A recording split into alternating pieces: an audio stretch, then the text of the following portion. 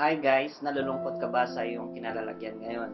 May sasabihin ako sa iyo para hindi ka malungkot. Una-una, umawit ka ng papuri para sa Panginoon dahil ito ang nakakapagpagaan sa loob mo. At pangalawa, manalangin ka sa Kanya at magtiwala ka sa Kanya. Bigay mo lahat ng mga papuri at pasasalamat sa Diyos dahil alam ko na dahil kung gagawin mo ito sa buhay mo, malaki ang malarating mo. Mga tao naman na nagko-comment sa'yo ng mga negatibo, umiwas ka sa kanila. Yung mga taong hindi nagtitiwala sa'yo, iwasan mo sila dahil hindi sila yung nakakatulong sa'yo. Magtiwala ka sa Panginoon dahil alam ko na dahil sa pagtitiwala mo sa Kanya, madami kang malalaman at maganda ang iyong matutulungan. Hi guys, alam ko kaya mo ito. Magtiwala ka lang sa sarili mo at ipagpatuloy mo yung mga magandang nasimulan mo sa buhay mo.